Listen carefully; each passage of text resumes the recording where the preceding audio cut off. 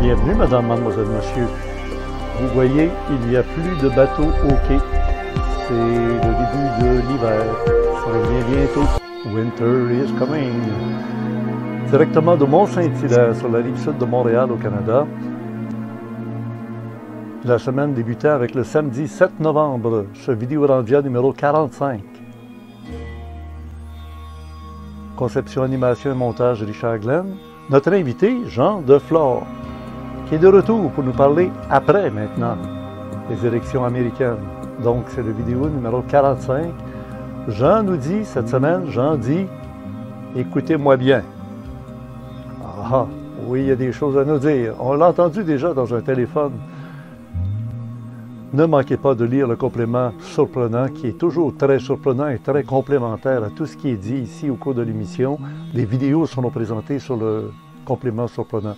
La version audio MP3 par Jean-François Poulain. À la régie, Geneviève, bien connue ici sous le nom de Spirale. Alors, nous voici ensemble ce fameux samedi soir, quelques jours après les élections. Jean, comment ça va? Eh bien, bonsoir Richard. Eh bien, ça me fait plaisir de te retrouver, de retrouver tout le monde. J'avais dit qu'on laisserait passer du temps, mais en raison des événements qui se bouleversent, qui bouleversent les gens, j'oserais dire. Hein? Il y a beaucoup de gens qui ont été bouleversés par ce qui s'est passé d'un côté comme de l'autre. Alors, ben, je suis là. Je suis là pour... Bon, comment ça là? Écoute, dans le téléphone, tu nous as bien expliqué que c'est quand même une grande victoire pour Trump.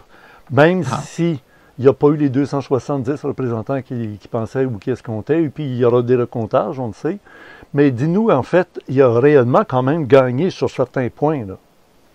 Alors, c'est une grosse victoire de Trump. Vous allez voir dans les semaines à venir, peu à peu, ce qu'on a attribué à Joe Biden lui sera enlevé. Alors... sera enlevé à Joe Biden. Sera enlevé à Joe Biden. Okay, N'oubliez pas que, premièrement, il n'est pas déclaré élu. Ce n'est pas le processus. On en a déjà parlé dans un Vidéorandia, comment ça fonctionne.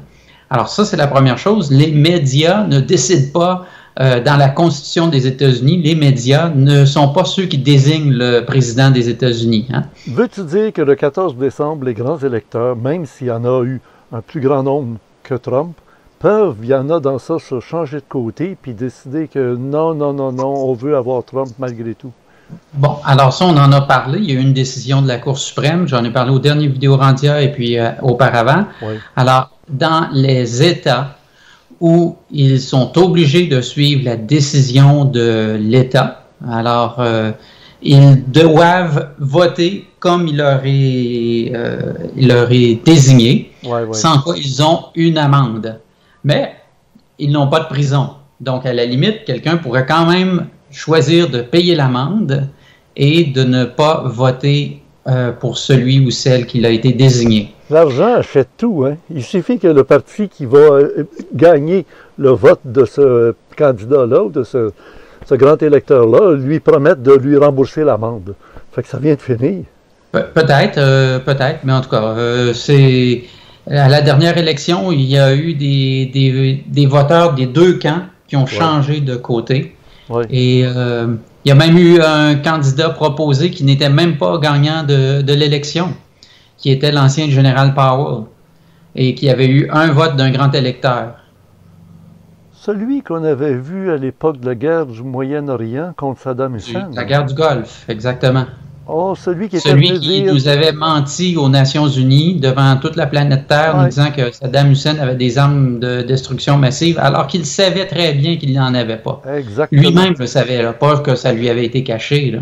Hey, ce gang de magouilleux-là, c'est inimaginable. Ça trône, et c'est ça la politique américaine, puis ça nous dérange à travers le monde entier. Quand tu nous disais on est dérangé, oui, mais le monde entier est dérangé, là.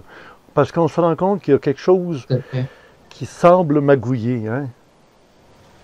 Alors, moi, j'ai quelques observations d'entrée de jeu à te faire. Je suis d'accord avec ton commentaire, là.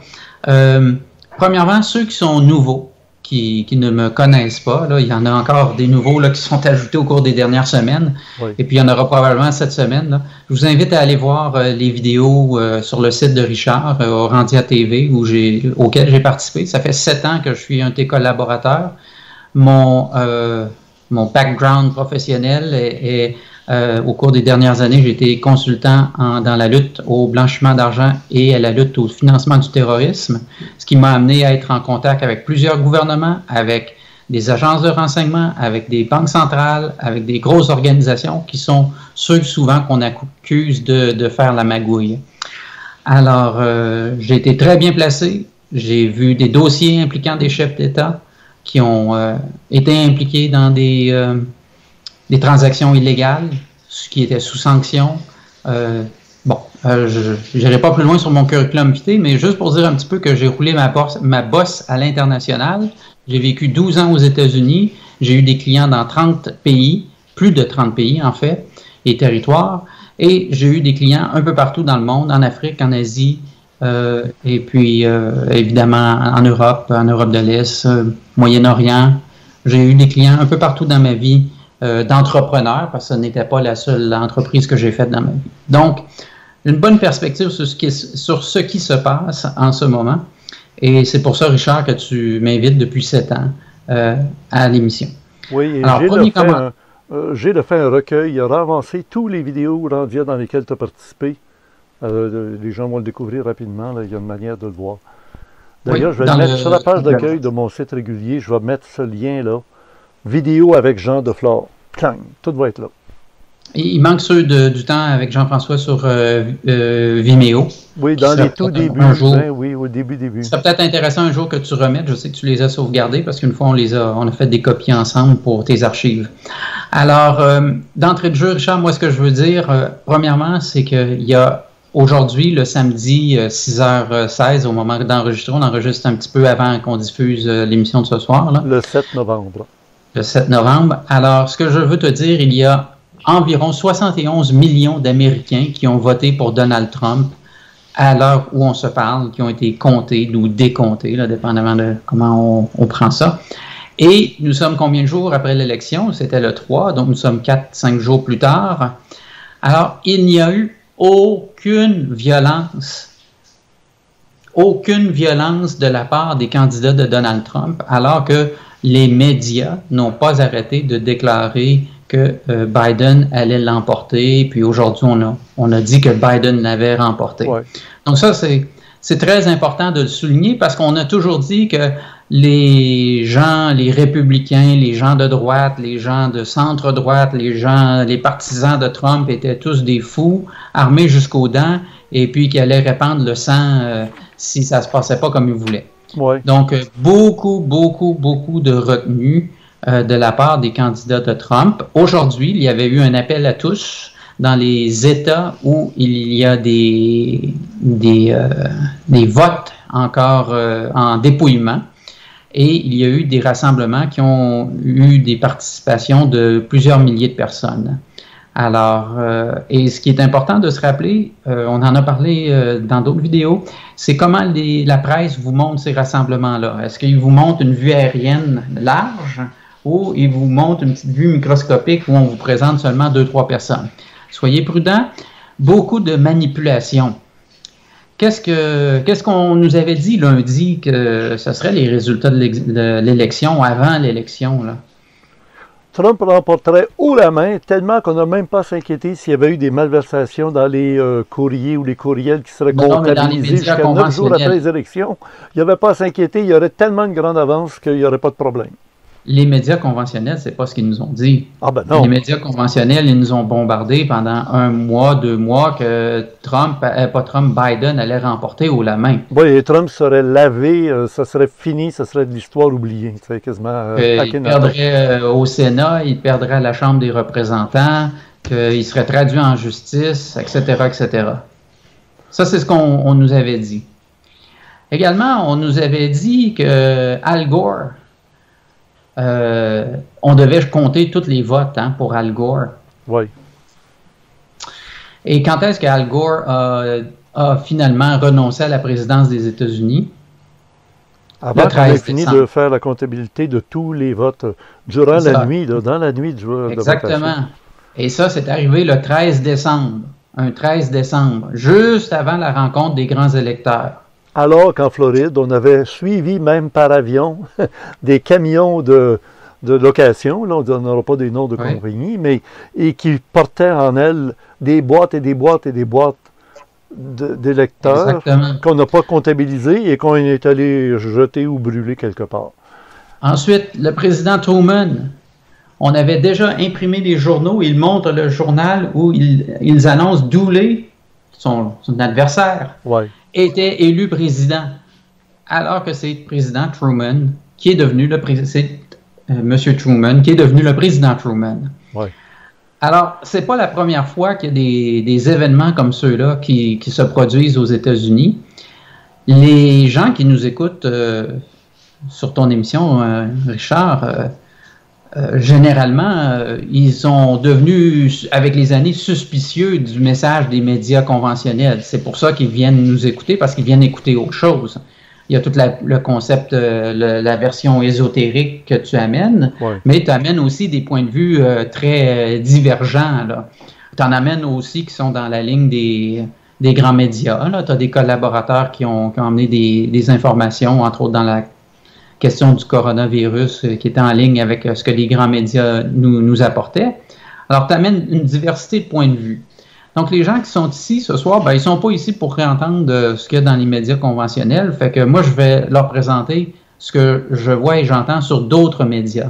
Parce qu'il y a bien plus que CNN, ABC aux États-Unis. Il y a des organisations comme America's Voice.news, il y a Newsmax, il y a America One Network. Alors, moi, sur mon canal Telegram, cette semaine, je me suis transformé un peu comme une agence de presse, Richard. Je ne sais pas si tu l'as vu, sur Telegram et sur Gab. Oui. Alors, c'était durant la journée, il y avait des périodes plus intenses que d'autres, que c'était presque à toutes les minutes, j'ajoutais de l'information sur mon fil, sur qu'est-ce qui se passait durant cette semaine de dépouillement, là. Alors, si vous allez visiter mes deux canaux, là, vous allez découvrir toute une nouvelle série de journalistes et de médias alternatifs que vous n'avez jamais entendu parler. Et moi, je vous invite à le faire si ce n'est qu'entendre des points de vue différents. Et puis, ça va renforcer les points que l'on va discuter ce soir, que Gilles va reprendre dans le complément. Puis j'imagine que, comme à l'habitude, il va aller puiser quelques articles et les traduire, là, les mettre dans le complément. Alors, la situation est la suivante ce soir. Ce matin, tel qu'on s'y attendait, enfin, on s'y attendait que ce soit hier que Biden s'annonce gagnant. Alors, ce qui est arrivé cette semaine, eh bien, c'est que le président Trump a effectivement, pour répondre à ta question, j'ai un long détour, le président Trump a effectivement gagné la présidence, la course à la présidence. Le Sénat, les républicains ont maintenu leur avance de quelques sièges, entre 1 ou 2 sièges, dépendamment de comment c'est vu, là. Il y a un comté qui était vraiment très, très serré. Et ensuite, à la Chambre, alors qu'ils devaient perdre des sièges, les républicains en ont gagné et les démocrates en ont perdu. Cependant, les démocrates sont encore en contrôle de la Chambre des représentants. Ce qui est arrivé, c'est que dans la nuit du 3 au 4, à un moment donné, les scrutateurs, les gens qui vérifient qui rouvrent les boîtes, les représentants des deux partis qui doivent compter les votes, se sont fait dire qu'il était suffisamment tard, parce que c'est des gens qui travaillaient depuis 7 heures le matin, faut se le rappeler. Ils se sont fait dire de rentrer à la maison et qu'on reprendrait le vote le lendemain matin, soit au matin du 4 novembre. Entre-temps, dans les 5 États où on débat du résultat des votes, eh bien, il y a eu des comptes sans la présence des représentants des deux partis, pas seulement des républicains, mais également des démocrates. ce qui est totalement illégal. Tout vote qui est dépouillé sans les observateurs délégués n'est pas permis aux États-Unis. Ça, dans tous les États. C'est pas juste un État versus un autre. Hein. Alors, moi, je te lance avec ça. Puis, alors, moi, ce que je vous dis ce soir, c'est fraude généralisée. Et il y a de nombreux articles. Je sais, Richard, que toi, tu veux citer des exemples. Là, tu as même des enregistrements vidéo. Exactement. Et entre autres, le plus percutant de tous ces enregistrements-là, c'est il y a environ une semaine, Joe Biden lui-même qui disait, qui se targuait, écoutez bien ça, puis peut-être Richard, tu l'as, il disait « Nous avons la meilleure machine, meilleure que celle de Obama, pour frauder lors de la prochaine élection. » Alors, je paraphrase, là, mais vous allez voir, si vous comprenez l'anglais, je ne sais pas s'il y a des sous-titres sur ce que tu vas nous passer. Là. OK, je ne peux pas le montrer de proche, étant donné que, regardez bien, on va l'entendre. Mais moi, c'est pas important pour moi, là. Occupe-toi de nous. And you guys did it for our the President Obama's administration before this. We have put together, I think, the most extensive and inclusive voter fraud organization in the history of American politics. Alors, il dit, nous avons mis en place l'organisation la plus sophistiquée, la plus complète pour frauder l'élection de l'histoire des États-Unis. C'est incroyable qu'il l'avoue comme ça. Il y a quelque chose, là. Et là, il faut se rappeler qu'il a de la démence. Hein? N'importe qui a écouté des speeches, là, des discours au complet, a vu que dans chacun de ses discours, il a fait des grosses gaffes. Évidemment, dans les médias, aux nouvelles le soir, à 6 heures, on vous présente 10 secondes, 20 secondes, 30 secondes. Fait qu'on trouve le clip qu'il ne fait pas d'erreur. Mais si vous allez sur YouTube, puis vous écoutez, puis il y en a même qui ont des sous-titres, puis même on peut avoir la traduction là, automatique par YouTube. Vous allez voir, il dit des choses incroyables. Là, j'aimerais ça te faire entendre un témoignage de quelqu'un qui était chargé de s'occuper de surveiller les gens qui font le décompte. Et il avoue lui-même qu'il est démocrate. Et il dit, ce que j'ai vu de mes yeux vus, il y a des gens qui sont arrivés avec des boîtes de bulletins de vote de nulle part et qui nous ont imposé de les comptabiliser. Il dit, j'aurais voulu participer, on m'a ordonné de rester à 300 mètres. C'est loin, là. Ça veut dire 100 pieds. C'est quand même... non, 100 verges. Alors, on écoute ça. Non, c'est 100 pieds. Alors, on l'écoute, mais j'ai eu des problèmes à l'enregistrer convenablement. Écoutez bien, puis Jean, je me fie sur ta parole pour être capable de nous le réexpliquer, mais j'ai le texte traduit après. Si on n'a pas besoin, tant mieux. Mais je viens de vous résumer. Mais écoutez bien, c'est hallucinant d'entendre un type qui est en charge de surveiller ce qui se passe aux votations. Puis là, bang! Ça va jouer dans quelques secondes. Ça s'en vient. My name is Brian McCaffrey. I'm a registered Democrat in the city of Philadelphia. Today, I'm at the Philadelphia Convention Center, and I am overseeing the ballot counters. I will let you know the corruption that is going on here. They will not allow us within 30 to 100 feet to supervise the ballots being counted. This is a coup against the President of the United States of America, and I want to call out the Mayor of Philadelphia, James Kenney, the Attorney General, Josh Shapiro, who tweeted that there's no way Donald Trump can win President of the United States of America, and also the District Attorney of Philadelphia, Larry Krasner. I can't believe what I'm seeing right before my eyes. This has nothing to do with Joe Biden or Donald Trump. This has to do with our democracy, and I will tell you, there is corruption at the highest level in the city of Philadelphia. Alors, mon nom est Brian McArthur. Je suis démocrate dans la ville de Philadelphie. Aujourd'hui, je suis au centre des conventions de Philadelphie et je supervise les personnes en charge de compter les bulletins. Je veux que vous sachiez le niveau de corruption qu'il y a ici. Ils ne nous permettent pas d'accéder à au-dessous de 30 mètres à 100 mètres. Ça veut dire, il l'a dit là, tantôt, là. pour superviser les bulletins comptabilisés. C'est un coup d'État contre le président des États-Unis et je vais appeler le maire, etc., etc. Et là, en continuant, je n'arrive pas à croire ce que j'ai vu de mes yeux. Ceci n'a rien à voir avec Joe Biden ou Donald Trump. Ceci concerne notre démocratie et je peux vous dire qu'il y a une corruption extrêmement importante. Il ne peut pas parler d'ailleurs, mais il dit à Philadelphie. Jean, ça voudrait dire, d'après lui, là, il dit, je dirais innocemment, que finalement, il y a un coup monté qui ne vient pas ni des démocrates, ni des républicains. Ça me fait réfléchir à quelque chose. Hein. Pourquoi est-ce qu'on a donné tellement d'importance au vote par le email, par le courriel? Parce qu'il y avait le coronavirus. Hein, la distanciation. Il ne fallait pas permettre à tout le monde de se rapprocher dans des élections. Là, on risquait d'avoir des problèmes de transmission de la maladie. C'est curieux. On sait bien que le coronavirus, ce n'est pas une affaire de politique. Là. Mais c'est international. Et là, les élections américaines, il y a des individus qui interfèrent dans le décompte. On a profité du coronavirus pour allonger la période de temps qu'on accepte le courrier, etc. Là, ça peut être la plus belle corruption, la plus belle manigance possible. C'est un tour de magie bien simple.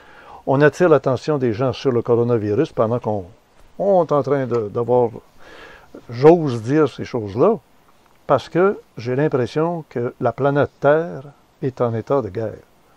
Et Geneviève peut nous montrer le livre de l'art de la guerre par Sun Tzu, l'art de la guerre. Ça nous donne des secrets dans ça qui sont absolument applicables aux événements qu'on connaît maintenant.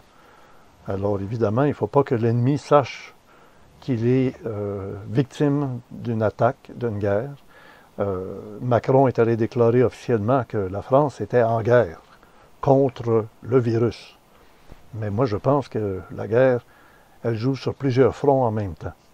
Alors, je ne sais pas, toi, ton impression derrière tout ça. Est-ce que tu es convaincu que c'est des manigances de groupe ou alors est-ce qu'il pourrait y avoir plutôt quelque chose de très, très gros? Tantôt, je vais te donner d'autres vidéos uniques, là. Geneviève ne veut pas trop en entendre parler, ça la fait pleurer. On va s'en parler tantôt. Mais continue, donne-moi ton impression là-dessus. Si le monde est en guerre, mais il y a une guerre mondiale. C'est ça, Richard.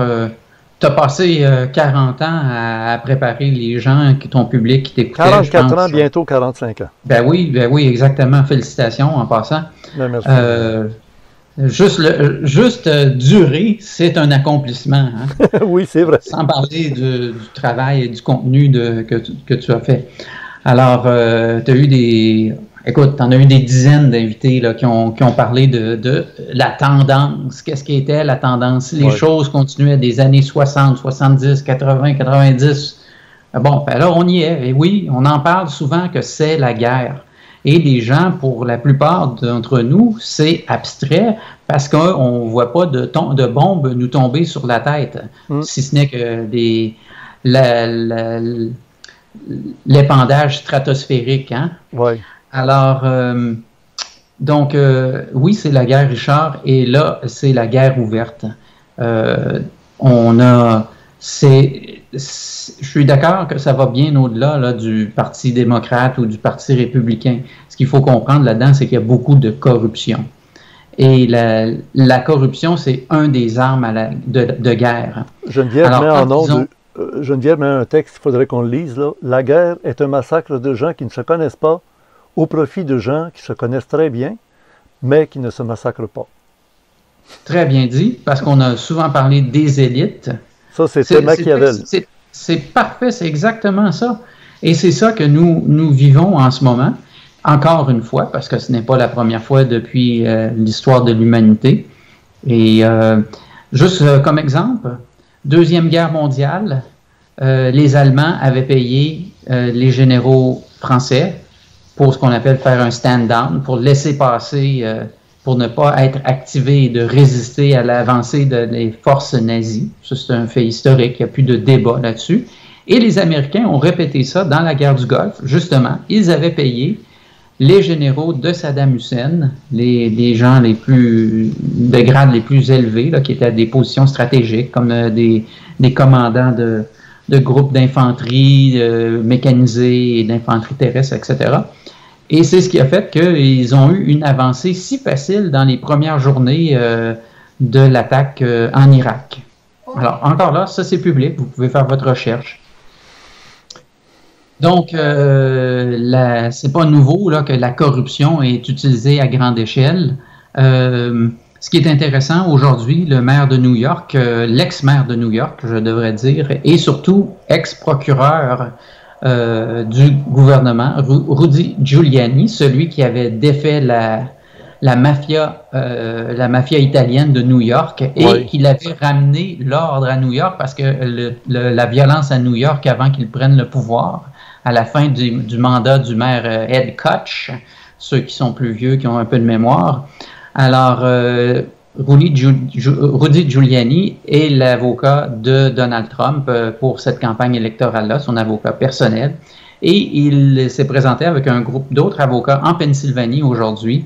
Et ils ont, pas aujourd'hui, hier, ils ont entrepris les démarches juridiques pour contester toute une série d'irrégularités, présenter toute une série d'irrégularités devant les tribunaux. Entre autres, aujourd'hui, on apprend qu'il y a, hier, des dizaines de milliers de personnes dans les différents États, qui sont décédées et qui ont voté par le vote par courrier. Ensuite, il y a d'autres dizaines de milliers de personnes qui ont plus de 90 ans, donc on parle de centenaires, on parle de gens de 110 ans, de 120 ans et même de 150 ans qui ont voté à cette élection. Alors, c'est assez incroyable. Là, je sais que Gilles va avoir tous ces documents-là dans le complément surprenant. On peut aussi les trouver sur ton site, Gab. Oui, tout est là. Minute par minute depuis le 4 novembre, tout est là. Et puis... ensuite, bien là, la grosse affaire de tout ça, c'est... J'ai Giuliani, là. OK, vas-y. Juste 2 secondes, ça ne sera pas long. Il nous montre aussi, en commençant, que c'était sur la télévision française, à part ça.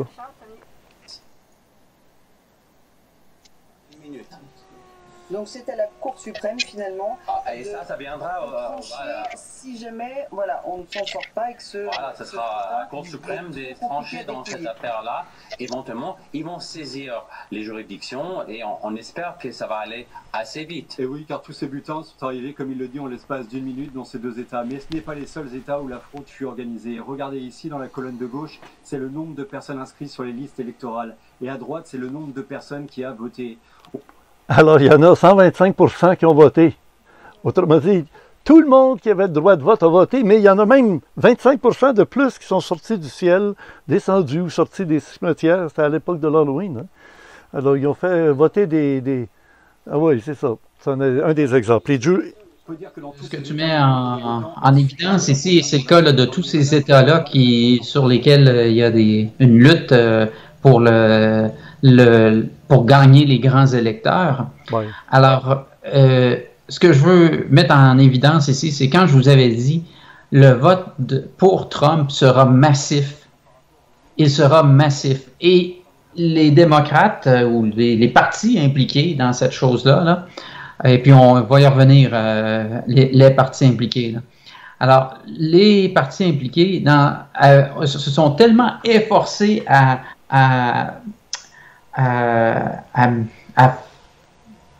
frauder le système carrément, à mettre des votes illégaux dans la machine électorale, là, j'entends, là. Ouais.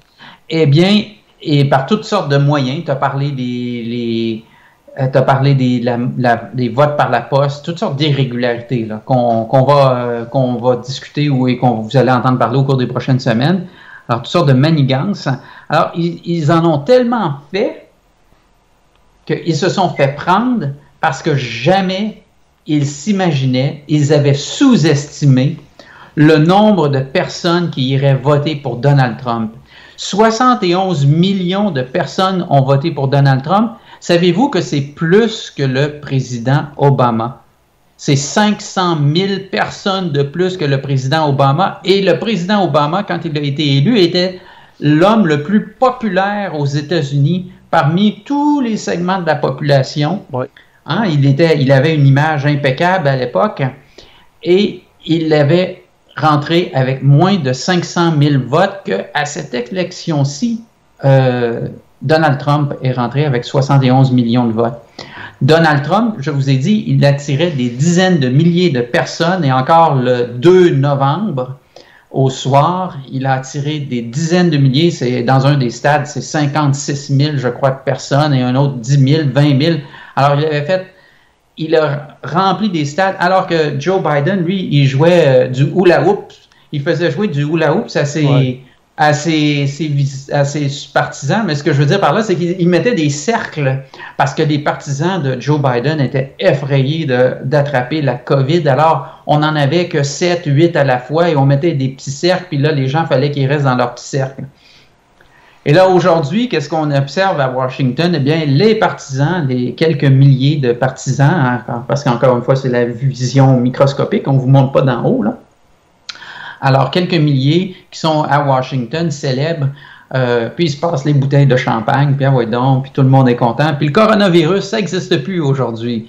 Alors, les mêmes personnes qui étaient effrayées au cours des dernières semaines. Et puis hier et aujourd'hui, Joe Biden fait des discours devant des pick-up bleu, blanc, rouge dans un amphithéâtre où on n'est même pas sûr qu'il est là parce qu'on ne le montre pas trop avec ces véhicules-là. Hein. On projette sur des grands écrans son discours. On ne sait pas s'il est en direct, s'il est enregistré. On ne nous donne aucune preuve de vie, ce qui veut dire montrer la date avec un journal ou quelque chose. Dis-moi donc, Jean, pourquoi un parti comme les démocrates aurait choisi quelqu'un d'un peu désorganisé, en perte de vitesse, à l'âge qu'il a, 78 ans bientôt. Et sénile, comme on a dit tout à l'heure. Alors, tu sais, pourquoi ils ont été choisis quelqu'un qui ne devait pas gagner des élections? C'est fou. Mais entre Trump, pour certains, qui est un fou illuminé, puis l'autre qui est complètement désuet. Alors, deux choses. Entre deux mots, on choisit le moindre. Deux choses. La première, c'est qu'il ne voulait pas du candidat le plus populaire, qui était Bernie Sanders, là, on aurait eu une vraie campagne électorale et probablement plus des vrais résultats en termes de partage du vote, et puis on aurait eu des vrais débats de société, de point de vue. Alors, il fallait absolument arrêter Bernie Sanders parce qu'il était encore très populaire. Oui. Et la deuxième chose, en ayant un candidat qui est malade, eh bien, on peut s'attendre que le candidat, il y aura un problème de santé très rapidement et que le candidat à la vice-présidence pourra occuper sa place comme président des États-Unis. Et on a Kamala Harris, qui a grandi à Montréal, en passant. Il y a peu de gens qui le savent. Elle n'est pas américaine de naissance. Et là, ça crée tout déjà un débat aux États-Unis. Comme elle n'a pas les critères requis de naissance pour être président aux États-Unis. On se rappellera qu'il y avait eu tout un débat autour de le lieu de naissance du président Obama. Oui. Plusieurs croient qu'il est né au Kenya, dont Donald Trump. Il avait été un des promoteurs de cette information-là. Alors, c'est ça, la réponse. Donc, il fallait arrêter Bernie Sanders et placer un autre... Oh, et j'ai oublié de dire que Steve Pieczenik nous a révélé que Kamala Harris est un agent associé à la CIA. Et si, encore une fois, c'est de l'extérieur des États-Unis que l'ordre est venu de prendre ce gars-là parce qu'eux vont s'en occuper. C'est-à-dire toujours la manigance mondiale qui est derrière les activités comme Arruda ici au Québec. Ce n'est pas choisi par le gouvernement québécois, là, ni par le premier ministre, ni par le Parlement. Il a été nommé de l'extérieur, puis c'est lui qui va représenter la santé au Québec, l'OMS, si on veut. Alors, il y a quelque chose. Puis là, je te ramène encore avec un autre cas. C'est celui-là qui fait pleurer Geneviève. Ça se passe en Islande. L'Islande a très peu de ressources naturelles. à part de l'électricité qu'ils peuvent produire par les volcans, mais particulièrement, ils ont de la laine grâce à des moutons. Alors là, je ne pourrais pas vous le faire entendre réellement parce qu'ils parlent en islandais. C'est de la télévision islandaise que Geneviève écoute régulièrement. Et grâce à elle, on a été informés de ça. Tu comprendras pas, hein? C'est de l'islandais.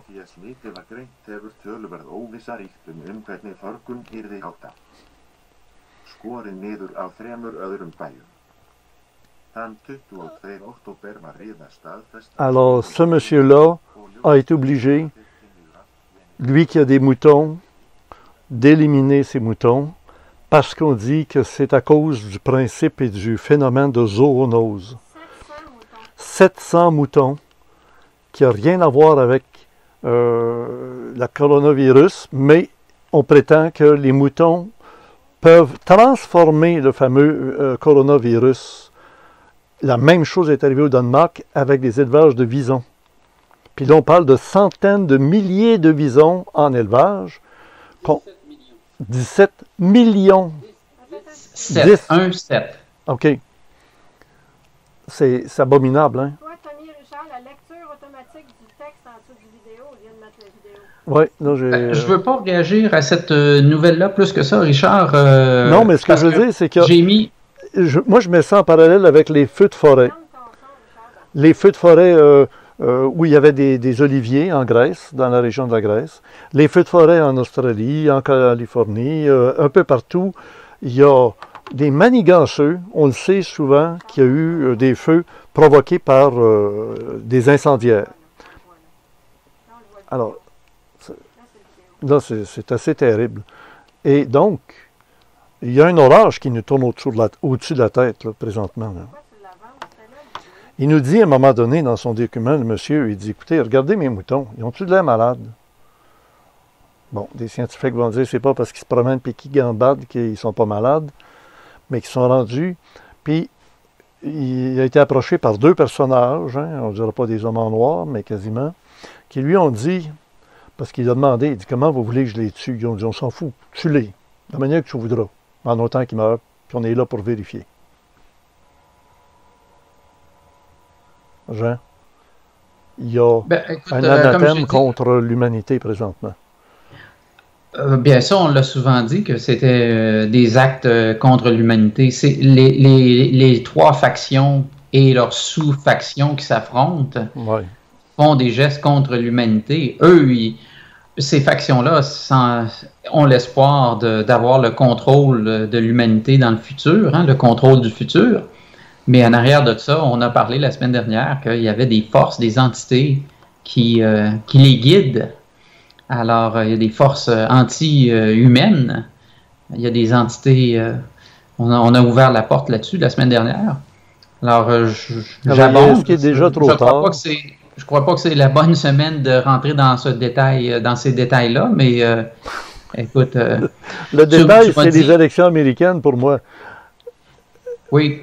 La grosse manœuvre est planétaire. Le détail, c'est ça, c'est ponctuel, les élections américaines.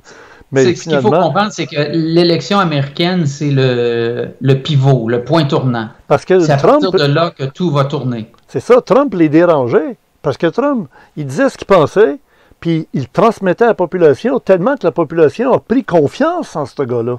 En se disant, lui, il ne nous cache pas d'affaires. Ça sort, puis c'est direct, puis c'est tout le temps comme ça. La faction de Trump mettait du sable dans l'engrenage de la faction britannique. Comment tu dis, Jean? Je répète, la faction de Trump mettait du sable dans l'engrenage de la faction britannique. Britannique, OK. Quand on disait que Trump Tower jouait avec des tours dans son jeu d'échecs, mais la reine... De toute façon, qui est le roi? C'est ça le problème, qui est le roi du monde? Encore cette semaine, la semaine dernière, j'avais attiré votre attention sur un site web. Encore cette semaine, aujourd'hui même, j'ai encore placé un article en rapport avec ça. Et on ne peut pas ignorer que pendant les 4 ans qu'il a été, ou les 3 ans et quelques qu'il a été au pouvoir, on a harcelé Trump, on a inventé des histoires qui finalement, quand le fameux rapport Mueller a été déposé, toutes les allégations se sont avérées fausses. C'était le fameux dossier sur l'intervention russe durant la dernière élection. Alors, tout le château de cartes s'est effondré et ce château de cartes-là avait été monté en épingle, évidemment, par les médias.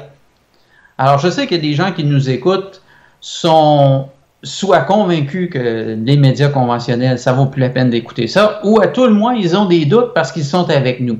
Si vous êtes parmi nous et vous croyez que la vérité vous vient encore des médias conventionnels, certains de nos auditeurs que je connais qui sont là, ben je pense que vous êtes au mauvais endroit. Retournez à Radio-Canada, à CTV, CBC. Écoute, moi je pense qu'on est rendu même à un autre niveau. Ma réflexion est rendue sur ce qui se passe planétairement. Je pense à Ozondowski, qui a écrit un livre, hein, Bête, homme et Dieu, le maître du monde. Et le maître du monde a déjà fait des prophéties chez les Tibétains, ça a été transmis, Hitler était au courant et d'autres le savent. On va en parler dans les semaines à venir.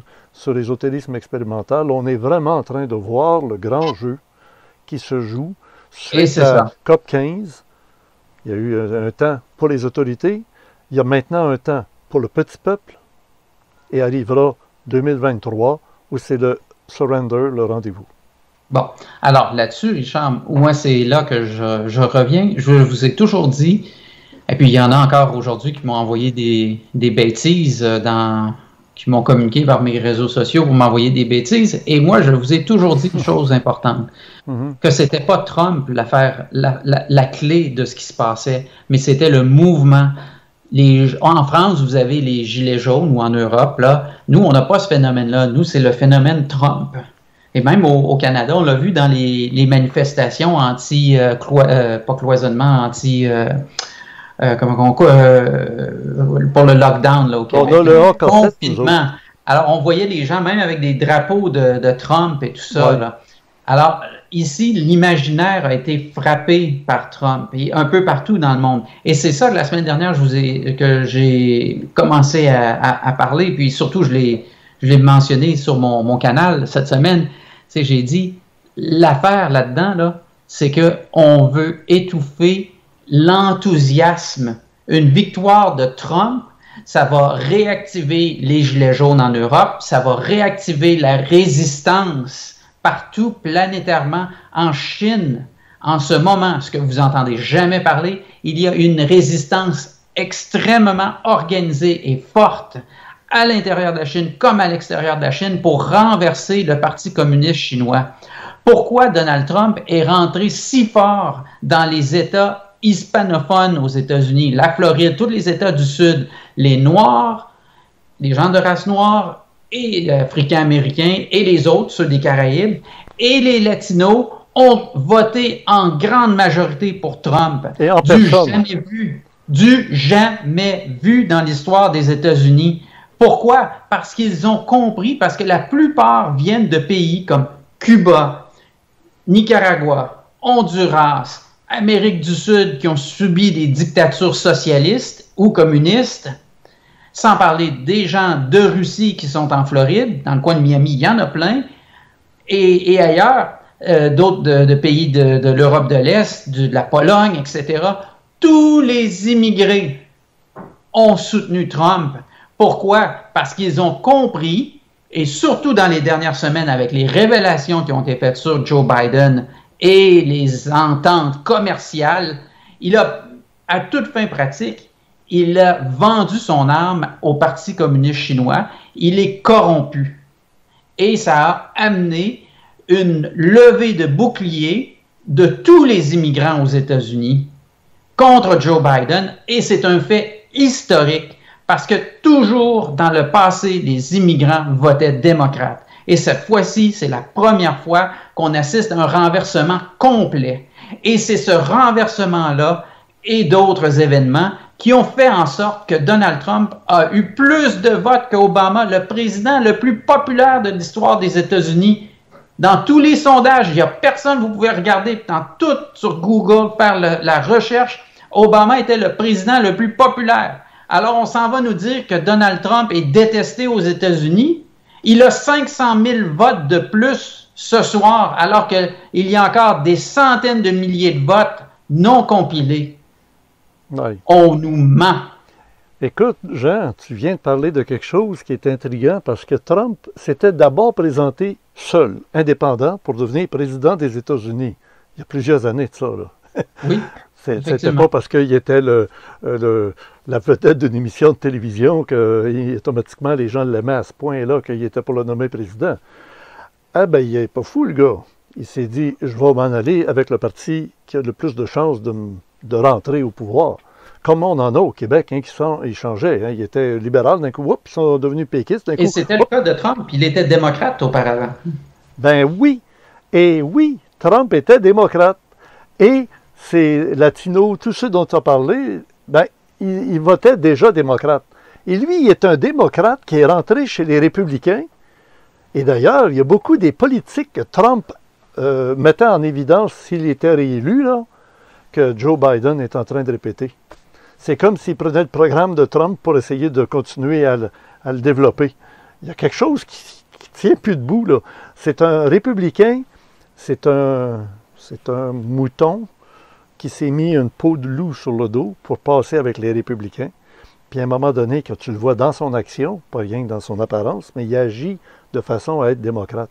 Et à un moment donné, les autres se disent, écoute, ce qu'il veut puis ce qu'il fait, ça fait notre affaire. Puis on le veut. Puis ces tweets, là, ça ne lâchera plus. Hein. Je ne vois pas un autre président des États-Unis qui fait une conférence, même cas, qui ne fait pas de conférence de presse. Il y a des communiqués de la Maison-Blanche, comme autrefois, des communiqués de presse, c'est tout. Lui, il était en contact avec les citoyens, là, tiens, à tous les jours. Directement. Ah, c'est fini en contournant les médias ouais. qui, dès le premier jour, ont été contre lui. Ouais. Il n'était même pas encore élu que les médias étaient déjà contre lui. Et ça, à travers le monde, parce que, c'est comme tu l'as dit, on s'est passé le mot. Mais avant d'aller beaucoup plus loin, là, ce que je veux mettre en évidence, c'est une autre chose que je vous ai déjà mentionnée. Le président Obama a déclenché 15 conflits armés. Il a reçu à son élection le prix Nobel de la paix et par la suite, il a déclenché 15 conflits armés. Le président Trump a déclenché aucun nouveau conflit. Zéro. Alors, pour tous ceux et celles qui n'aiment pas la personnalité de Donald Trump, et dont moi-même, y compris, et moi-même que j'ai dit « Ah non, pas Donald Trump qui va se présenter aux élections » quand j'ai compris qu'il était en train de se présenter, eh bien, on a à ravaler. Parce que moi, et je crois que tous les auditeurs et les spectateurs de ton émission, Richard, ne sont pas des gens qui sont pour la guerre et contre, pour verser le sang de l'humanité. Ouais. Alors, on a à ravaler. Alors, bien sûr, il y a eu des conflits qui se sont continués, mais il n'a engagé aucun nouveau conflit. Plus que ça, il y a eu du désengagement sur plusieurs théâtres de guerre. Et également, Donald Trump est en nomination à ce jour pour 5 prix Nobel de la paix. 5. Aujourd'hui même, 7 novembre 2020. Bon, avez-vous entendu parler de ça, qu'un président des États-Unis a eu 5 nominations pour le prix Nobel de la paix? Premièrement, l'avez-vous entendu parler dans vos médias? Puis historiquement, ce n'est jamais arrivé. Mais un peu comment? Il n'y a rien qu'un prix Nobel de la paix. Là. Pourquoi 5? Alors, sur 5 années, tu veux dire? C'est des pays qui mettent, ou des groupes qui mettent en nomination des candidats. Et il y a 5 pour 5 accords de paix différents. Accord de paix au Moyen-Orient, et celui dont je pense que j'ai parlé récemment en Yougoslavie, ex-Yougoslavie, où il y avait un conflit qui ne se réglait pas, et ils ont réglé grâce à l'intervention, et au point même qu'ils parlent de nommer le pont ou le barrage qui sépare les deux pays, qui était une des sources de conflit, Trump, en l'honneur de celui qui a réussi à négocier la paix entre ces deux pays. Depuis Tito, la Yougoslavie était toujours diffusée. Pardon, parce que depuis l'époque de Tito, je ne sais pas si ça te rappelle quelque chose, Tito, ça remonte à loin, là. C'est avant la guerre de Yougoslavie, là, de Herzégovine et tout le reste, là, la Bosnie, puis tout ça, là. Alors là, ils sont séparés. Tant qu'il était vivant, Tito, là, c'était la paix, malgré qu'il était très, très différent dans chacune des provinces, qui se sont toutes séparées après sa mort. Et là, ben, ça a été la guerre à sang. C'était effrayant. Là. Une guerre terrible. Une guerre terrible pour ceux qui s'en souviennent. Ouais. Jean. Mais Richard, là, j'y tiens, Je te vois, parce t'es que je sais enflammé, Non, puis tu as même des collaborateurs qui détestent Trump sans raison valable parce qu'ils n'aiment pas sa personnalité. Oui, c'est ça. Je m'adresse à eux. Je m'adresse à eux qui m'écoutent ce soir. Vous avez une réflexion personnelle à faire ce soir. Bon, ben, écoute bien, là, je lançais un défi à Lightseeker. Lightseeker écrit régulièrement sous tes interventions en vidéo rendia, Jean. Et Lightseeker, ce qu'il écrit sans faute d'orthographe, un point. Les idées sont très, très, très, très structurées, mais il a l'air aussi enragé contre Trump que toi, tu peux être en amour avec Trump, même si tu détestes sa personnalité. Et lui, c'est plus montrer la swamp. Il dit, ce n'est pas qu'il va nettoyer la swamp, il est lui-même la swamp. Hein, mon Dieu. Alors, je me dis, un jour, il faudrait que les deux se parlent. Là. Jean Deflore et Lightseeker. Moi, j'ai dit à Lightseeker de communiquer avec moi au courriel parce que j'aimerais qu'on échange définitivement. Je ne suis pas un adepte de Trump. Ce que je vise, je l'ai dit au dernier vidéo Randia, ce que j'ai dit au dernier vidéo Randia, ce qui m'importe, c'est de repousser le plus loin possible l'agenda du Grand Reset, que ce soit le Grand Reset du groupe de Davos ou que ce soit celui des Nations Unies, c'est de repousser ça le plus loin possible, repousser les vaccinations obligatoires le plus loin possible, toutes ces choses-là qui vont asservir l'humanité pour donner du temps aux gens de s'éveiller. Le Grand Awakening, c'est ce qui terrifie ces deux factions-là et c'est ce que Donald Trump permettait aux gens d'exprimer. En ce moment, là, les milliers de personnes qui sortent dans les rues, les caravanes d'automobiles qui se suivent, c'est un réveil. C'est de dire, hey, il y a quelque chose dans le système qui ne fonctionne pas. Au Québec, là, savez-vous que vos tests COVID, là, ils sont pas aux normes internationales? Savez-vous que le professeur, le docteur Fauci, là, celui qui est le grand artisan devant les caméras de tout ce qui se passe, il a déclaré dans les derniers jours que tout test effectué à plus de 35 qui est la norme maximale pour déclarer que quelqu'un a le COVID. Minimal, excusez-moi. Oui. Eh bien, au Québec, on fait ça plus... On va jusqu'à 45 au Québec. Eh oui, effectivement. Ah oui. C'est une fraude et il a dit tout ce qui est au-dessus de 35 est non valide. Exact. Quand avez-vous entendu ça dans les médias canadiens et québécois? Non, mais Jean, t'es fâché. Les médias sont sous la poigne d'un pouvoir occulte, je pèse mes mots, là, qui est en train d'asservir toute l'humanité. Et ça, là, qu'on le veuille ou qu'on ne le veuille pas, c'est ce que Louis Lefebvre nous avait répété très, très souvent. Dans le club créé présentement du mois de novembre, on a 1 heure avec Serge Mona, enregistré en 1995. Il est mort en 1996 d'une soi-disant crise cardiaque. Hein, on connaît ça. Mais ça faisait déjà 10 ans qu'il passait sur mon émission. J'ai des enregistrements de chaque sujet dont il traite sommairement dans cette émission spéciale d'1 heure, qui s'applique parfaitement à ce qui se passe présentement. Et il est même allé plus loin parce que lui, il dévoilait déjà dans ces années-là, dans les années 87, 88, 90, 93, 95, il nous donne un aperçu de ce qui s'en vient, de ce qui se prépare. Ça se préparait. Je vous dis, en 1981, j'étais en contact avec des gens qui m'annonçaient ce qui se préparait et comment l'émission Ésotérisme expérimental pouvait naviguer à travers tout ça. Moi, je me disais, il faut sortir le monde de l'ignorance, puis il faut sortir le monde s'intéresser à, tu sais, métro, boulot, dodo, ou bien non, du pain et des jeux, puis s'imiter à ça. Il faut, comme tu disais, Jean, Great Awakening, c'est-à-dire le grand réveil. Et j'ai vu, moi, ce qui s'est passé à Copenhague. Personne n'en parle parce que c'est dans l'occulte ce qui se passe. Réellement, c'est dans l'occulte. Et mon public est ésotérique. Ben, rappelez-vous comme faut, vos prières, c'est vraiment de la télépathie avec ces êtres-là, les bons.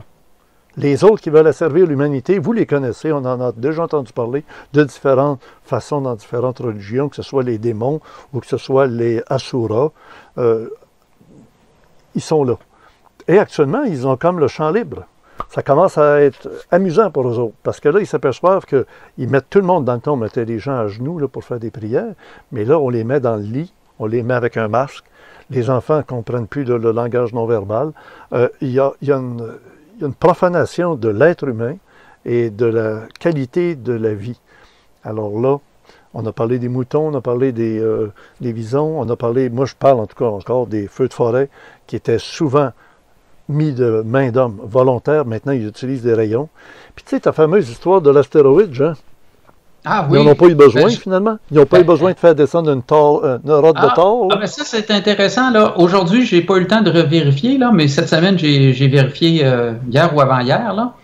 Et puis, j'ai vérifié comme toute la semaine. C'est un coup monté, cette affaire-là. C'est encore qu'il y aurait besoin de lancer une rotte de Thor ici et là. Et tu te rappelles, il y avait on va le répéter pour ceux qui sont nouveaux, là, qui se joignent à nous. Le 2 novembre, il devait y avoir un astéroïde qui, selon certains calculs, passait proche de la Terre, mais selon d'autres, faisait impact avec la Terre. Ouais, sans savoir et en fait, quand on prend la circonférence de la Terre, du centre à l'extrémité, le diamètre, eh bien, c'est exactement à l'intérieur de cette portion-là que devait passer le fameux astéroïde. Donc, il frappait la Terre.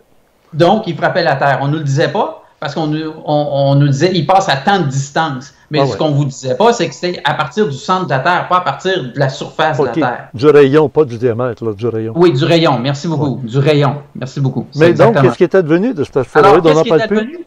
Ben, sais-tu quoi? On n'en a pas entendu parler. Non, parce que et on nous a dit, il semble qu'il nous a pas frappé. OK. Oui. Mais sais-tu quoi?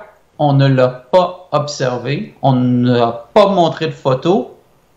C'est le blackout. Il semble qu'on n'a pas eu besoin d'utiliser la rotte de Thor qui est en orbite autour de la Terre avec une machine satellite qui possède plusieurs rottes de Thor. C'est des tiges de métal extrêmement rigides, extrêmement solides. Je me souviens plus le nom du thorium. Puis, il est envoyé et puis il a fait sauter le port de Beyrouth il n'y a pas si longtemps. Vous vous en souvenez? Parce que... attends un peu, c'est pas le port de Beyrouth, c'est le port de Haïfa. Il semble qu'il a passé, mais personne ne l'a vu passer. Attends un peu, Jean, je ne veux pas me tromper dans les mots parce qu'on va se faire critiquer. Oui. Il a tombé en... C'était dans un port en Chine. Non, mais en Chine, mais le port qui a sauté sur le bord de la Méditerranée.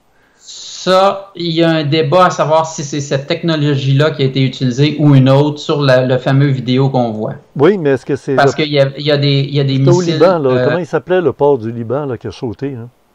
À Beyrouth, je ne sais plus son nom. Là. À Beyrouth? OK. C'était le port de Beyrouth. Tandis qu'il y a un autre port qui a été tout préparé, de toute beauté, pour recevoir la route de la soie. Le port de Haïfa. Le port de Haïfa, celui-là, qui est en Israël. Alors, juste à côté, pas loin. Ce que on a, les images qu'on a... Les astéroïdes, c'est très utile comme argument. On aura un astéroïde qui risque de nous frapper. Mais comme ils n'en ont pas eu besoin, l'astéroïde, il n'est pas parti. Il n'est pas tombé. Il n'est pas tombé. Il n'est pas tombé. Puis, comme son chemin frappait la Terre, Space Force. Ah ouais, OK. Si tu veux, ça peut être ça. Ou non, les télescopes étaient tout fermés. Hein. Ils ont fermé les télescopes partout pour pas que les gens, les spécialistes, aillent voir ce qu'ils voulaient pas que les autres voient. Il y a un autre problème. Alors, en tout cas, là, il ne faut pas trop mêler de dossier parce que les gens vont nous traiter de farfelus, là. Mais encore là, ça a tout été documenté dans des émissions passées. Gilles, dans le complément surprenant de Gilles qui se trouve juste ici en bas du vidéo rendu, le lien pour aller là, comme le lien pour aller voir le site de Jean qui s'appelle Gab, entre autres, celui-là que j'ai été voir ce matin là, en détail.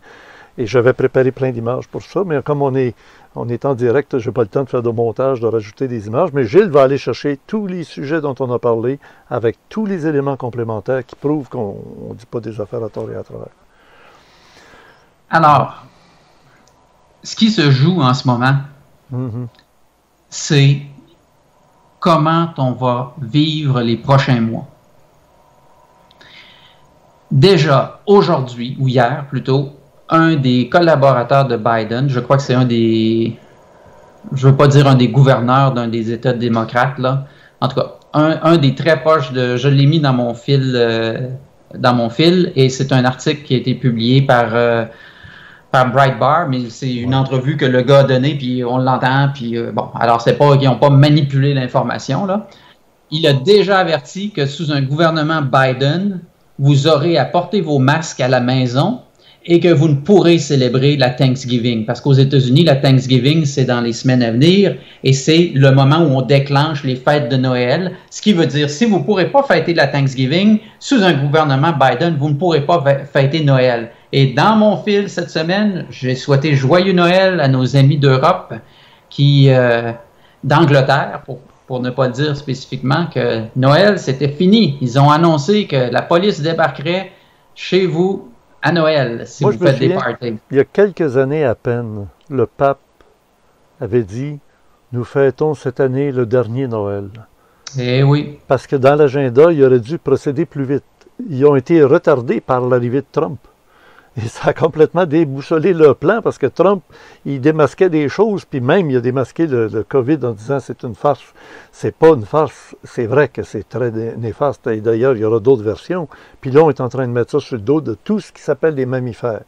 Tous les mammifères, vos chats, votre chien, les moutons en Islande, ils peuvent transformer le fameux virus qui va devenir des souches différentes, ce qui veut aussi dire en même temps et du même coup que le vaccin n'a aucune valeur. Puisque s'il se transforme comme on est obligé de faire un vaccin tous les ans pour la grippe parce que ça change. Richard, toutes ces questions-là, moi, là, je voudrais que l'on revienne sur ce sujet-là dans une autre émission parce que encore cette semaine, j'ai mis d'autres informations très importantes dont je t'ai parlé au téléphone et tu étais très surpris et tu ne le croyais pas. Laquelle, et j'ai retrouvé les sources. Oui, laquelle? Donne-moi un exemple. Non, on n'en parlera pas. Ah non, parce que c'est trop. Mais c'est lié au coronavirus. Oui. Et puis, tu étais tombé en bas de ta chaise, puis tu m'as dit, ça se peut pas, puis j'ai retrouvé l'information. Oui, je sais là, maintenant de quoi tu parles. Je vais te la fournir avant qu'on fasse la prochaine émission, puis tu vas aller la lire, puis tu t'en reviendras pas toi non plus. Oui. Alors, moi, je me fie beaucoup au docteur Raoult. Les vérités sont en train de sortir. Les vérités. Oui, mais il y a quand même une maladie qui existe réellement. Il y a vraiment des gens infectés. Là, il y a quelque chose, puis là, je te donnerai la suite que je ne t'ai pas donnée cette semaine. Parce que c'est pas COV2, là. C'est autre chose. Ben oui. Qui est beaucoup plus ancien que ça. Puis là, on sait c'est quoi, c'est sorti publiquement. Et c'est effectivement une arme bactériologique. Ben, c'est ça que j'allais te dire, c'est ça. Ça, c'est reconnu, c'est une arme. Alors, on en revient à notre Chinois qui nous dit on ne doit pas que l'ennemi découvre qu'on est en guerre contre lui, qu'on est en train... Il faut que ça ne paraisse pas. Et c'est pas parce que c'est un Chinois qui fait le COVID, là.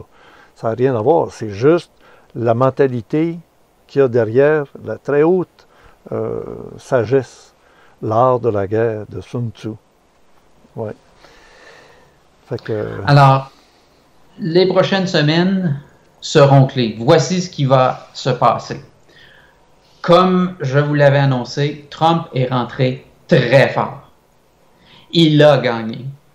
Dans les prochaines semaines, on va défaire la guerre de l'information. On va la défaire, la démonter pièce par pièce. Parce que c'est ça qu'on vit actuellement, c'est une guerre de l'information. C'est un psy-up, une opération psychologique. Je vous en ai déjà parlé de ça. Alors là, quand on annonce aujourd'hui que Biden est le nouveau président, c'est une opération psychologique qui vise à créer un mouvement de foule dans l'espoir de faire en sorte que cette self-fulfilling prophecy, que cette prophétie que l'on veut créer de toutes pièces, on en a parlé à la dernière émission de ça.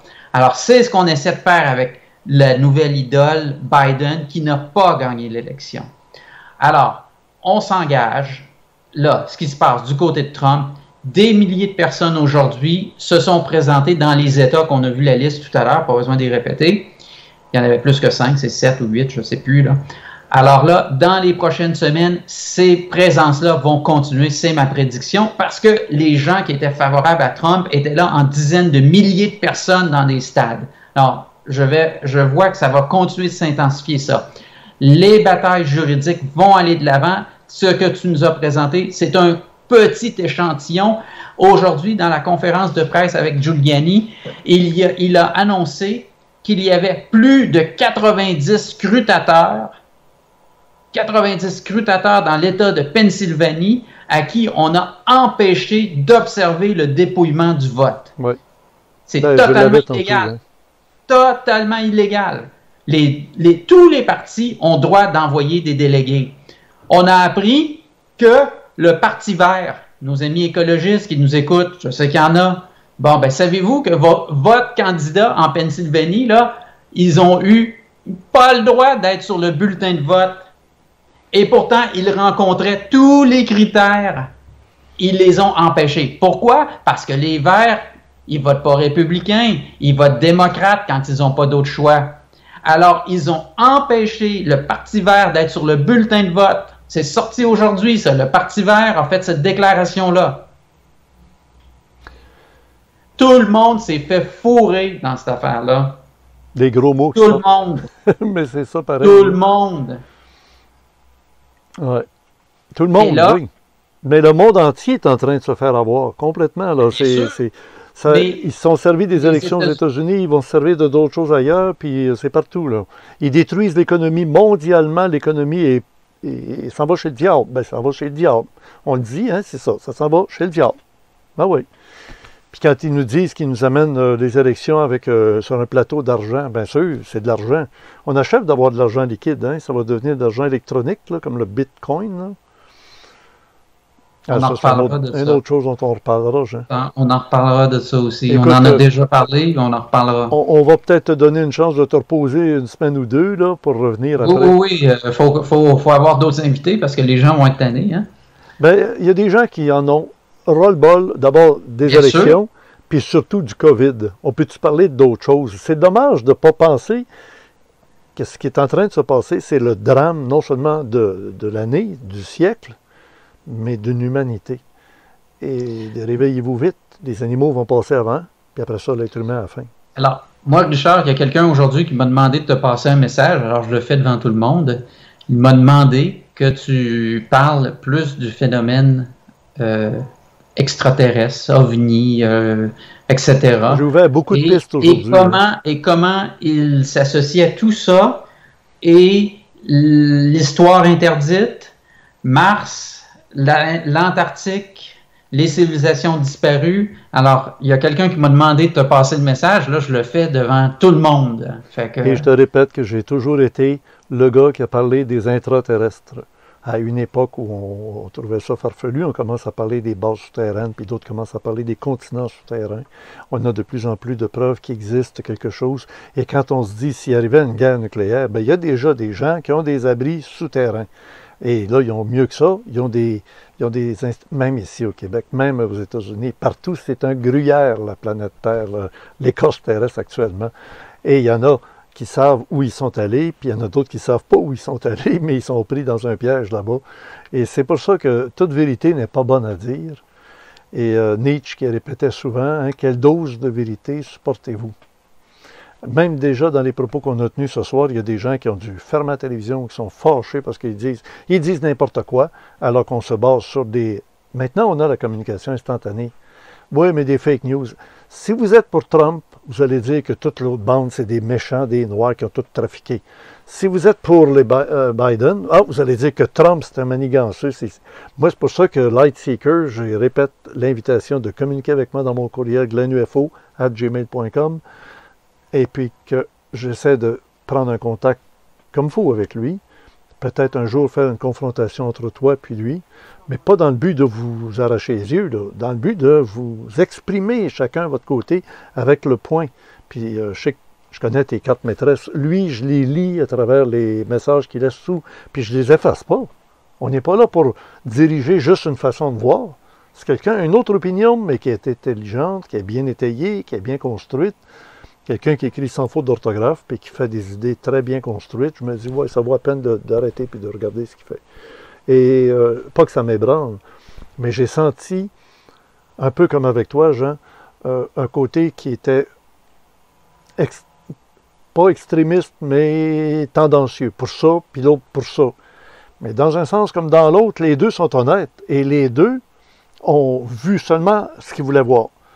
Mais s'ils regardent un peu le point de vue de l'autre, on va peut-être découvrir qu'on est piégé comme des marionnettes, hein, d'en haut ou par en dessous, puis qu'au bout de la ligne, un vaut l'autre. Là, on ne sera pas plus mal pris avec Biden qu'on était mal pris avec Trump.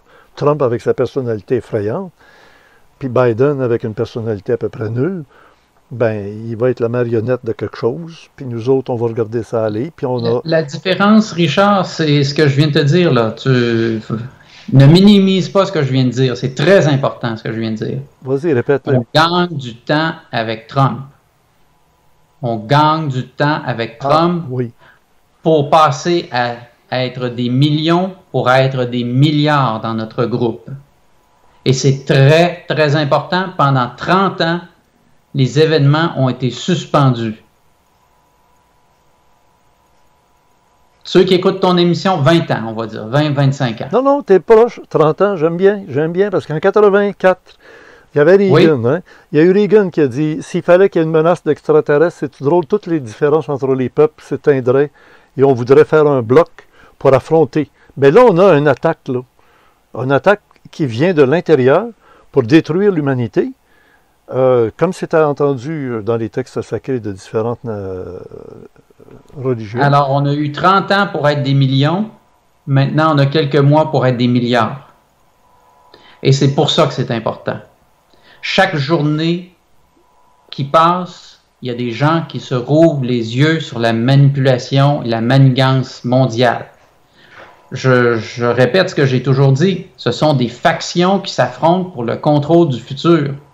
J'ai pas dit que Donald Trump était un saint et qu'il était l'élu. J'ai dit que les Juifs, certains rabbis de la mafia khazarienne, le considèrent comme l'élu.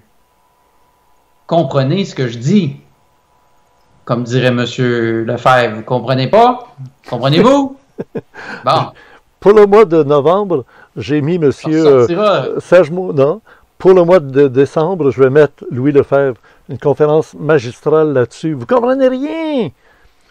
Puis même si vous ne comprenez pas, ben vous allez souffrir. Ben c'est ça, on commence à souffrir. Ce qui est important là, en ce moment, là, c'est de gagner des jours, des semaines, des mois, pour qu'au lieu qu'on soit des millions, qu'on soit des milliards. C'est ça qui compte. Quand on sera des milliards, Richard, l'humanité ne donnera plus son consentement. On s'est laissé là-dessus la semaine dernière. Ouais. Et parce qu'en ce moment, on est seulement des millions, les gens ont peur de perdre leur job. Comment on va alimenter nos enfants? Comment ils vont aller à l'école? Comment on va se déplacer? Comment on va vivre notre quotidien? Alors, ils se soumettent la tête baissée à des tests COVID qu'on les oblige de passer semaine après semaine dans leur travail parce qu'on n'a aucune autre option de résistance. Quand on sera des milliards à dire « je ne consens point », leur manigance va s'effondrer aux forces obscures que l'on ne voit point. Chose que l'on se souhaite. Il y aura beaucoup de victimes encore. Beaucoup de victimes de l'ignorance, beaucoup de victimes de l'attaque et beaucoup de victimes de d'autres de leurs semblables qui vont les détruire psychologiquement, qui vont les détruire et le système financièrement et tout le reste. Dans le club créé, j'ai eu un entretien qui va être diffusé mercredi ou jeudi de cette semaine avec Joss. Joss qui a eu à se sauver de l'océan où il y avait plein de requins qui ont même mangé complètement un bison. Mais là, c'est les requins de la finance. Alors Joss a affronté les requins de la finance. Et c'est réservé aux abonnés du Club Créé du mois de novembre. On a des problèmes avec YouTube présentement pour abonner des nouveaux abonnés. Ceux qui sont déjà abonnés, vous y aurez droit instantanément. Les nouveaux, on ne sait pas si c'est... Ah non, c'est vrai, parce qu'il faut que tu les... C'est ça, Geneviève ne peut plus initialiser les vidéos. C'est pour ça qu'à la toute fin du générique, à la fin, prenez bonne note de nos deux adresses qui sont intouchables. Une qui s'appelle ésotérisme-exp.com, qui est chez un serveur indépendant et au Québec. Puis l'autre qui s'appelle le forum Orandia. C'est 2 endroits qui ne sont pas sujets à être éteints ou effacés. Alors, on se comprendra si jamais il arrivait des malheurs. Là. On est prêt à tout. Alors, dans la guerre, parce qu'on l'a souvent vu passer en arrière de toi, Richard, je ne sais pas si les auditeurs ont le même point de vue que celui que moi j'avais durant l'émission. Le mot guerre a tourné constamment. Oui. Alors, oui, c'est la guerre, comme tu l'as dit en début d'émission, et malheureusement, dans toutes les guerres, il y a des sacrifiés. Et ça, c'est de ceux que tu parlais il y a quelques minutes. Il y a un sacrifice, le premier de tous les sacrifiés dans une guerre, c'est la vérité. La vérité et la liberté. En deuxième. Oui, la vérité est toujours. Alors, et puis Jean, ça fait déjà beaucoup de temps. On pourra en reparler, Richard, des sacrifiés, mais les sacrifiés, c'est nos amis, notre famille, des voisins, nos conjoints, nos enfants, nos parents. Une autre chose importante que je veux dire en rapport avec des messages que j'ai eus aujourd'hui puis cette semaine, ça ne sert à rien d'essayer de pousser votre vérité à vos proches, vos collègues de travail, etc. Vous pouvez en glisser un mot une fois de temps en temps pour que ceux qui ont l'esprit ouvert ou qui se posent des questions sachent qu'ils peuvent vous aborder. Mais à cette étape-ci, ça ne sert à rien d'essayer d'aller convertir tous ceux qui ne sont pas prêts à écouter vos sermons. Ne perdez pas vos amis pour ça. Plutôt, employez la tactique que j'ai déjà mentionnée il y a quelques vidéos entières de ça. Soyez patient. Faites savoir. Laissez passer une petite phrase ici, une petite phrase là. Et puis les gens qui ont... Et donnez l'exemple avec vous êtes autonome, vous avez fait des prévisions, des provisions, parce que vous aviez des bonnes prévisions, et donnez l'exemple dans votre comportement à travers l'information. Moi, je vis avec mes enfants, puis les amis. Bien écoutez, Jean, on va se quitter, hein? On a dépassé le temps accordé par YouTube. Habituellement, ils nous disent 1h15 maximum, puis là, on est rendu à combien de temps, Geneviève? 1h17. Ah, 1h17, c'est convenable. OK. Bien, merci, Jean. Merci beaucoup. Puis, qu'on aille te retrouver sur Gab. Alors, rapidement, les prochaines étapes. L'élection américaine va se rendre devant les tribunaux. Il y a une information importante qu'on n'a pas dit rapidement, c'est la manipulation des équipements informatiques. Alors, dans des comtés en Pennsylvanie, ça a été démontré. Il y a eu quand ils ont comparé les votes imprimés qui sortent de la machine avec la feuille de calcul, Excel ou peu importe quelle est, ça ne comptabilisait pas. Dans un pôle, 7000 votes ont été transférés de Biden à Trump. Alors là, il ne faut Biden à Trump ou de Trump à Biden? De Biden à Trump. De Biden à Trump. Pour que Trump ait plus de votes? Alors là, dans le gros scandale, c'est que dans tous les États disputés, ces machines-là ont été utilisées et on nous a dit que c'est un glitch, donc une erreur de programmation. Et tous ceux qui suivent nos émissions, qui ont écouté Shadowgate, qui se rappellent de la madame de Black Box, Madame Harris, si je me souviens bien de son nom, que je vous avais parlé il y a plusieurs années de ça, comment par un petit incrément de pourcentage, il ajoutait un petit pourcentage à chaque vote, puis là, ça faisait... Oui, mais là, Jean, n'oublie pas, tu as dit que c'était des votes de Biden. Des votes sur la feuille électronique de résultats qui a été utilisée pour déclarer qui était le vainqueur temporaire en attendant la certification du vote. Oui. Ils étaient attribués à Biden. Quand ils ont sorti les papiers et ils ont comparé ça, il y avait 7000 votes de plus pour Donald Trump. Ah, là, j'aime mieux ça. Là, je commence à comprendre. Je pensais qu'ils avaient pris des votes de Biden, puis ils les avaient transformés pour que ce soit des votes pour Trump. Non, on comprend. C'est le contraire. Oui, c'est le contraire. C'est ça. Les gens ont pesé sur leur écran tactile. Ils ont voté Trump. Et une autre statistique qui ne ment pas. Aux États-Unis, les gens qui votent un grand pourcentage du temps, c'est Républicain, républicain, républicain, démocrate, démocrate, démocrate, démocrate. Hein, tu sais, ça descend, puis après ça vote oui ou non pour les référendums, parce qu'ils ont plein de référendums. Et là, il y a encore une disproportion dans cette logique-là, parce que ça, il y a un pourcentage, des moyennes, des courbes, là, de temps et temps, des... Hein? Bon. Alors là, les chiffres sont complètement en dehors de la courbe. Alors, il y a plus de voteurs Biden qu'après ça, on tous voté pour des démocrates, des républicains. C'est anormal. Ça n'existe pas, ça. Ça n'existe pas des gens qui disent, bon, ben, je vais voter à la présidence pour le démocrate, puis après ça, tous les autres votes, je vais les mettre républicains sur ma feuille. Parce qu'on se rappelle, aux États-Unis, il y a plusieurs postes. On ne vote pas seulement pour... Je t'arrête. J'avais une phrase qu'il fallait que je dise, puis ça va faire sursauter. C'est pas parce que tu as le droit que tu as raison. Et c'est pas parce que tu as raison que tu as le droit.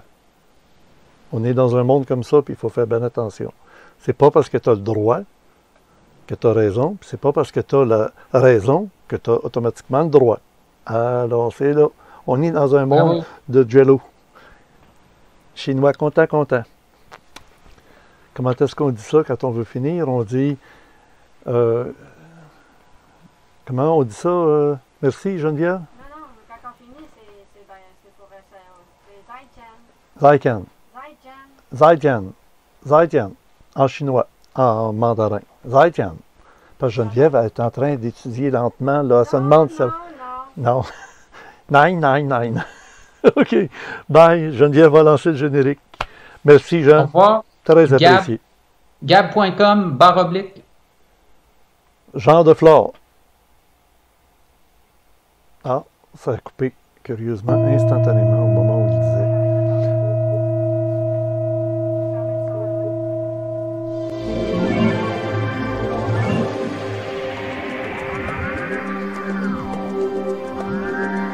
Bien oui, c'est directement de Mont-Saint-Hilaire sur la rive sud de Montréal, alors qu'il n'y a plus de bateaux au quai. L'hiver s'en vient. Winter is coming. Et oui, c'était samedi le 7 novembre 2020 pour Vidéolandia numéro 45 pour la fin du 45e président des États-Unis. Le nouveau, ce sera le 46e. Conception, animation et montage Richard Glenn. Notre invité, M. Jean de Flore. Après les élections américaines qui ont eu lieu cet automne 2020. Jean dit, écoutez-moi bien. On l'a écouté pas mal bien. Hein? Et ne manquez pas d'aller voir et de lire le complément surprenant qui est extraordinaire, celui de la semaine dernière aussi. Bien, ils sont toujours tous extraordinaires. La version MP3 audio par Jean-François Poulain, tous les deux dans le forum Orandia. La supervision technique Emmanuel, Stéphane et Donald, grâce à Donald qu'on a des documents d'archives. Spirale à la régie. Et oui, il y a celui qu'on a reçu, Joss, qui nous a parlé qu'il avait été sauvé des requins. Maintenant, il va nous parler des requins de la finance dans la salle 2011 qui correspond au mois de novembre pour les abonnés au club créé. Et voici les deux adresses à prendre en note. Si jamais il nous arrivait un malheur, un ouragan passerait et détruirait le site. Et un pouce par en haut, c'est toujours très apprécié pour toute l'équipe. Merci beaucoup et bonne semaine.